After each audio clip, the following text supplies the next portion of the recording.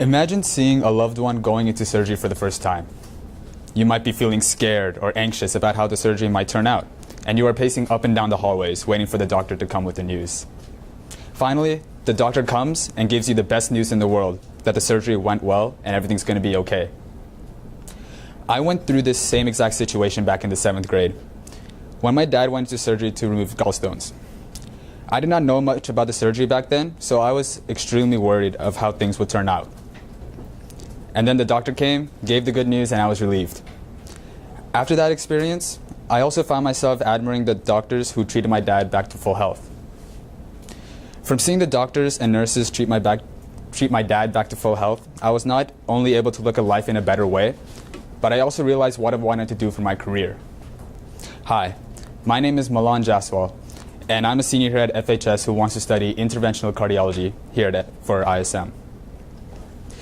So one of the reasons I joined ISM was so that I could learn more about cardiology through research and informational interviews. From this, I hope to expand my knowledge about cardiac procedures, technological advancements, related fields, and a general lifestyle of a cardiologist. One of the articles I found during my research gave me a lot of in-depth information about patent-forming ovals, or PFOs. PFOs are basically just a small hole on the midline of the heart that has been there ever since birth. The interesting thing about PFOs is that they are very common, as they are found in 1 in every 4 people. See, someone in this room may have a PFO right now but not even know about it. But don't worry, since PFOs are usually harmless and don't affect a person's standard of living. The only time PFOs actually become a problem is when they cause strokes due to leakage of blood from the hole in the heart. Even though PFOs are harmless, the research and technology for treating PFOs are still rapidly growing. In fact, one of the cardiologists I interviewed contributed to the developing technologies that treat PFOs, which I'll talk about later. Speaking of developing technologies, I also researched the development of laser atherectomy. This procedure is a more advanced version of traditional atherectomy, which generally uses a sharp blade to remove plaque. But in laser atherectomy, it uses lasers. I found this to be astonishing because it was a more efficient way to treat blocked blood vessels. However, this procedure does come with more risks, which is why it is required to have a great amount of skill to operate on. And it's also why certain patients are eligible to receive this procedure. Although laser atherectomy are less popular compared to traditional methods, it is still a great example of how developing technologies are advancing in this field. The last aspect of my research I would like to highlight is nuclear cardiology. See, as I continue through my ISM journey, one of the key things I've learned was to expand my research in fields related to interventional cardiology. Because interventional cardiologists tend to do procedures in other fields as well. Since most interventional cardiologists do nuclear procedures, I have researched this field as well. Nuclear cardiology is basically a form of cardiac imaging, and it basically pictures the blood flow throughout the body, as well as the heart's pumping action. This field is a good example of how different fields of medicine go hand in hand to cure a patient. Of course, I still have a lot to explore about other related fields of interventional cardiology, so that I can learn everything I can about this field. Outside of online research, I also conducted multiple informational interviews with many cardiologists in the DFW area. My first interview was with Dr. Tulika Jain, who practices advanced cardiac imaging at Cardiology and Vascular Associates. Since she is not an interventional cardiologist, I was able to learn more about my other types of cardiology, such as nuclear cardiology, as I discussed before. And the things she told me went really hand in hand with my research, so I know that I was learning the right information and how good I was learning throughout this process. However, the most important aspect I learned was how nuclear cardiologists and interventional cardiologists can work together in order to achieve the common goal of curing patients. Dr. Jain explained to me how nuclear cardiologists would do the imaging and diagnosing part, while interventional cardiologists would do the treating part with various catheter procedures. Not only did this interview teach me about another field of cardiology, but it also gave me a clear example of how teamwork is used in the medical field. My next interview was with Dr. Faisal Wahid, who is a cardiologist at Texas Institute of Cardiology. Since Dr. Wahid actually practices interventional cardiology, I was able to gain primary knowledge about my specific topic of study. One of the most interesting facts I learned from him was that interventional cardiologists are not only limited to practicing nuclear cardiology or interventional cardiology. In fact, most interventional cardiologists would also treat blood vessels in the arms and legs, or the peripheral system. This showed me that I should specialize in more than one area of cardiology in the future, and I should also broaden my research so that I can effectively treat more patients every day in the future. My third interview was with Dr. Rakesh Patel, who is a cardiologist at Hart Place, Plano. The main aspect of cardiology I learned from him was how a typical workday for a cardiologist was like. Before, I was aware of the fact that cardiologists are extremely busy due to the number of emergency calls and huge amount of patients that they have. However, this interview truly showed me the extent of the workload cardiologists have. When I first met Dr. Patel in the hospital, he suggested that we do the interview as he goes throughout his hospital rotations because of the number of patients he had that day. In fact, he was so busy that we had to do a walk and talk interview instead of a traditional sitting down at the table and talking. Along with finishing another interview, I was also able to witness a couple of tests Dr. Patel performed on a patient, like a stress test. And so this interview gave me a real-life experience of the work style of cardiologists, and I also got to review a couple of procedures, which allows me to visualize myself in the future as a professional in this field.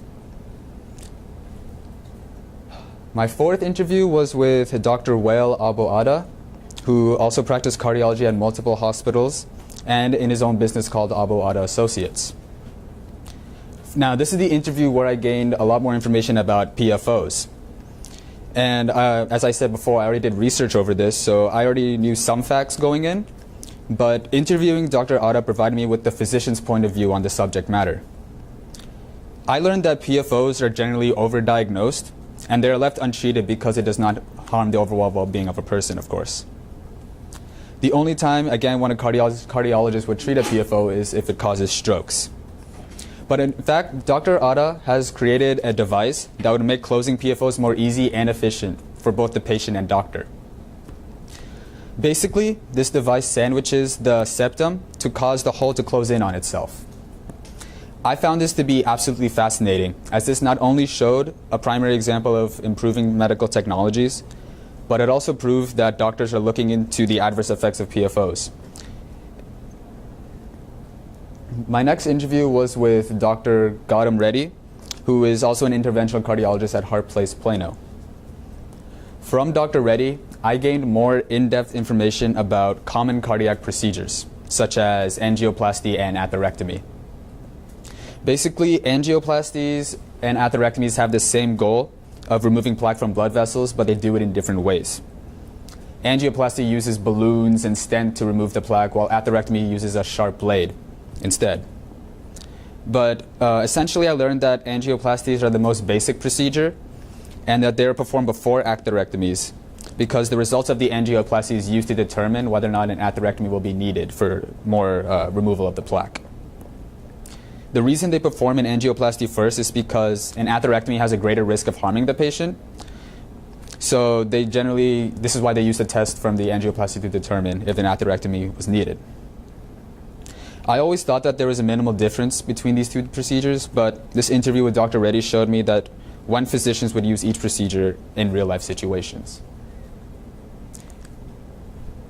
Finally, my last interview was with Dr. Vijay Ramanath, who is also another cardiologist at Hart Place, Plano West. Along with giving me information about my topic of study, he also showed me tangible representations of many technological improvements in the medical field. For instance, he let me hold a small stent that is used to keep the walls of the artery open and reduce the chance of heart attack. The new technology associated with stents is that they are started to be made bioabsorbable, which means that they absorb into the walls of the artery and make the blood flow more natural instead of being disturbed by the mesh wire from the stent, and thereby reducing scar tissue from growing. And knowing about these new technologies will benefit me as I progress through my research in cardiology, and it also helped me in my future endeavors. After conducting all of these informational interviews, I knew I had to start thinking of ideas for my original work. In order to help as many people as possible around the world, I decided to build a website that will detail information about cardiac procedures as well as any potential effects from these procedures, and also how to treat these side effects. Obviously, I knew I would have to do a tremendous amount of research in order to gain as much information as I can about each procedure. To begin, I started looking for a good website builder to make my website. I decided to go with www.mywebsitebuilder.com because it offered a plethora of features and designs for zero cost. After that, I had to figure out how I was going to display my information. And I wanted to make this information easy to read since my target audience was mainly cardiac patients. Therefore, I decided to bullet point all of my information on the website because I know from experience that a bulleted list is way easier to read than a paragraphs or long paragraphs. As for the procedures I would research, I decided to research cardiac procedures related to interventional cardiology, of course, advanced cardiac imaging, and cardiac electrophysiology. For example, one of the procedures I researched was atrial septal defect transcatheter repair. Basically, this procedure uses a catheter and a device to close a hole in the heart called an ASD. It's kind of like a PFO, and they're pretty much the same thing. So during this procedure, the cardiologist threads the catheter all the way up to the ASD and then pushes the device onto the ASD so that it kind of plugs the hole. This was one of many procedures I had to research thoroughly, and I spent a great deal of time going through over 50 websites researching information for all of the procedures I had. Since I did not have a mentor at this time, I mainly used credible websites and my past informational interviews. While the process of making my original work was very arduous, I'm glad I made this website because it has the potential to benefit the community with detailed information regarding multiple cardiac procedures. A little bit after I completed my, this is my original work and the website I built. Okay. A little bit after I completed my original work, I finally went on my first mentor visit. My mentor is Dr. Rakesh Patel, who works at Heart Place Plano, and he does hospital rotations mainly at Medical Center of Plano. He finished medical school at Baylor College of Medicine, and he went on to complete his residency at Columbia University, and then also fellowship at UTSA Health Science Center. I wanted him to be my mentor because I knew he would be able to teach me vital information about the process of becoming a cardiologist, and he would also give me good first-hand experience about cardiac procedures because, as I discussed before, he let me see a stress test be performed on a patient during the interview. But in fact, on my very first mentor visit, I was able to observe another diagnostic and cardiac procedure he was performing on a patient. And each mentor visit after that, I got the opportunity to observe at least one procedure he performed, whether in the hospital or office. So for instance, on a recent visit, I got the opportunity to view multiple procedures be performed on a single patient. The procedure was supposed to be a standard cardiac catheterization procedure, where Dr. Patel used dye and X-ray to detect blockages in the blood vessels around the heart. During this procedure, he found that one of the patient's major blood vessels was 100% blocked by plaque and blood clots. So as a result, he had to perform a balloon angioplasty, which was the first time I've ever seen one in real life. In addition to this completely blocked blood vessel, there were also many other minor blood vessels that were heavily diseased with plaque. And due to this great number of blockages, Dr. Patel suggested that the patient should have bypass surgery instead because it'll give him better results. Therefore, Dr. Patel also had to insert a balloon pump below the heart so that it could support the heart during surgery and help it relax during heartbeat and contractions. Overall, that whole day was filled with exciting experiences and multiple procedures that I have not seen before. Whether it's observing procedures or seeing patients, I'm very grateful to have received such an opportunity to gain first-hand experience of life as a cardiologist. So the final step in my ISM journey is to create a final product that demonstrates what I have learned throughout this program. Now, I'm still working on this final product, but it's almost done, so I'll try to give as much information as I can currently. While I was brainstorming ideas for my final product, I knew I wanted to do something that would help some major problem in cardiology. As I continued to go on mentor visits, I noticed that some of the patients had plaque in their blood vessels, even after they had undergone a procedure to remove the plaque, but the plaque regrew. This condition is known as restenosis, and after some research, I found that this condition is a huge problem for any doctor who treats blood vessels. It can be extremely inconvenient for both patients and doctors because the doctor has to go back in and retreat the blood vessels, and it just wastes hospital resources and time. However, there have been many technological breakthroughs to help reduce the rate of restenosis. For example, the concept of drug-eluting stents, or DES, is proving to be a good solution to this problem of restenosis. Essentially, DES are just like regular stents placed in blood vessels to keep it open, except these stents are coated with an anti-proliferative drug, and it gradually releases once the stent has been placed. And this drug actually prevents the growth of any scar tissue or plaque from growing. And in order to make DES and other methods like this about fixing restenosis, in order to make those more popular, I decided for my final product to be a detailed report on the benefits of methods that reduce restenosis. In this report, I will include description of how restenosis occurs, the effect of restenosis on patients and doctors, how each method I found would work and benefit the patients, and as well as I would include case studies and statistics about each procedure. Additionally, at the end, I will suggest a call to action about where most clinical research should be focused in order to provide optimal results in future research. Just like my original work, I will have to conduct enormous amounts of research about each procedure so that I could describe each method thoroughly. Initially, the methods I had to research included DES, drug-eluting balloons, brachytherapy, and bypass surgery. But when I told my mentor about my final product, he suggested that I include other procedures as well, such as atherectomy, cutting balloon angioplasty, intravascular ultrasound, and as well as future changes in stent design to improve stent efficacy. Some of these procedures are diagnostic procedures that are mainly used for detecting restenosis early. Like, for instance, intravascular ultrasound, or IVUS, is a procedure that is like a combination of echocardiography and cardiac catheterization. Basically, it uses sound waves to produce an image of the inside of arteries and veins. There's a transducer on the tip of the catheter that picks up sound waves as it echoes, and then it uses those echoes to create a picture on the computer. And that's actually what you see here. This is what a picture from an IVUS procedure looks like. This procedure is generally used to determine the dimensions and type of stent that will be used, or it can be used to determine what kind of procedure should be performed.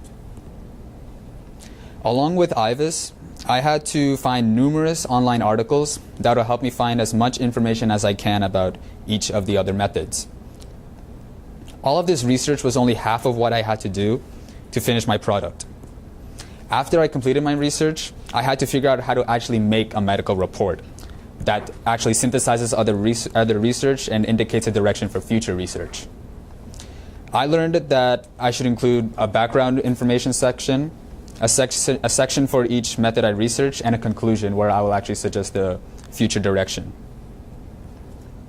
Since I have a plethora of information about each method and procedure to complete, I think writing this report would be very difficult, but I should be able to complete it in time. Overall, this report can help focus future research on a specific area, and it can assist anyone else looking into technological improvements in this field. Throughout the process of creating my final product, I have discovered an abundant amount of information on new methods to reduce the rate of restenosis, and I learned how doctors would actually publish medical reports or any new findings and experiments they have conducted.